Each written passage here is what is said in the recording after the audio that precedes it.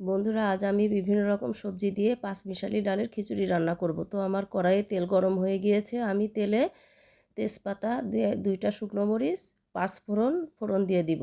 এবার কাঁচা মরিচ, রসুন কুচি, পেঁয়াজ কুচি দিয়ে দিব। এবার পেঁয়াজ রসুন কুচি একটু ভালোভাবে লাল করে ভেজে নিব। দিয়ে দিলাম একটু লবণ।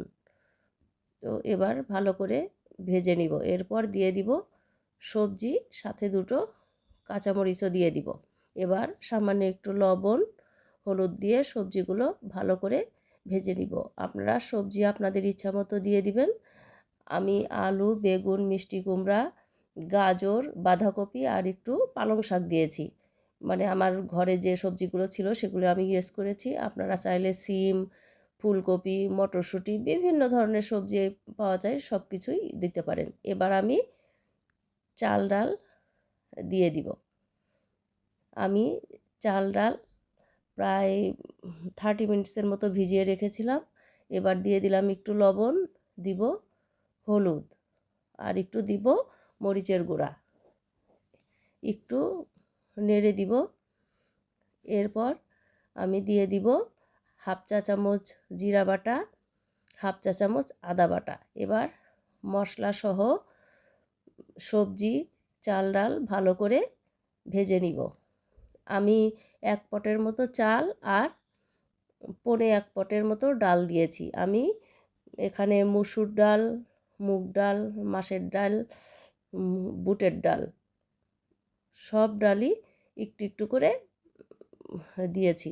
আমি চাল ডাল আগে ভালো করে ধুয়ে পরিষ্কার করে ভিজিয়ে রেখেছিলাম। এবার দিয়ে দিলাম গরম জল। আমি ঝরঝরে খিচুড়ি করলে ডাবল জল দিতাম, যেহেতু একটু নরম করব সেই জন্য জলের পরিমাণটা একটু বেশি দিয়েছি। আমি 2.25 পট চাল ডালের সাথে আমি 4.5 পটের মতো জল দিয়েছি। তো আমার খিচুড়ি প্রায় হয়ে গিয়েছে। এবার একটু নাড়া দিয়ে দিলাম। একটু সময় আমরা ঢেকে রাখবো। তারপর আমরা একটু নামানোর আগে ভাজা জিরার গুঁড়া দিয়ে দিব। এবার একটু ভালো করে নেড়ে দিব। তো বন্ধুরা, রেডি হয়ে গেল আমার সবজি দিয়ে পাঁচমিশালি ডালের খিচুড়ি।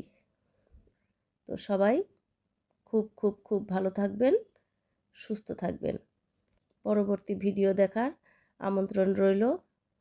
তো বন্ধুরা, আজকের মতো এখানেই শেষ করছি।